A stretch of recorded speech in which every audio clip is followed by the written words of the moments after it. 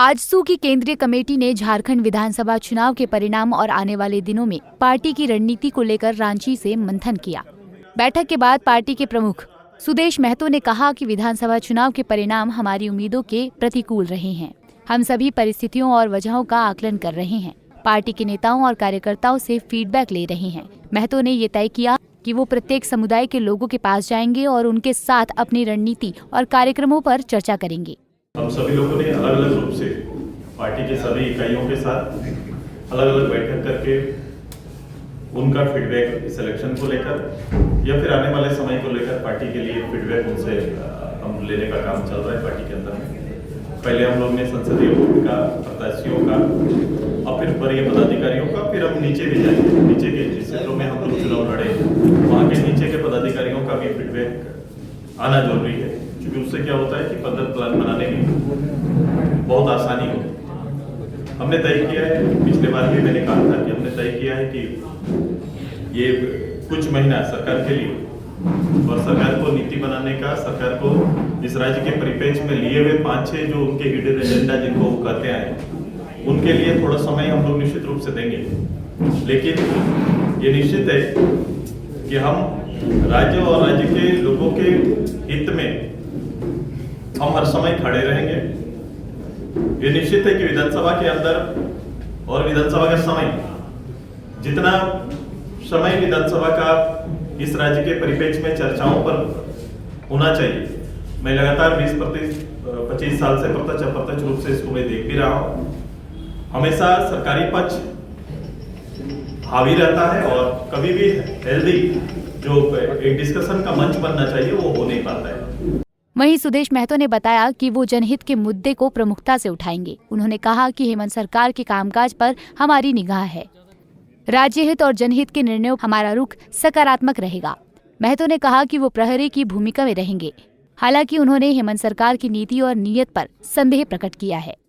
मेरा पूरा और मेरी पार्टी का अभी फर्दर प्लान, जो भी आगे का प्लान हमारा बन रहा है, उसमें हम पब्लिक के बीच में खड़ा होकर वो सारे इश्यूज, जिस इश्यूज के साथ लोगों को गोलबंद करने या में सफल हुई जो सरकार, जो गठबंधन की सरकार है, गठबंधन की सरकार के दलीय नीतियों को और नियत को हम जानते हैं। बावजूद इसके मैंने कहा कि वोट का ध्रुवीकरण, जातीय ध्रुवीकरण, ये कहीं ना कहीं वोट को प्रभाव किया है। डेवलपमेंट का विषय पीछे छूट गया। राज्य के विकास, राज्य की तरक्की कहीं ना कहीं पीछे छूट गया है।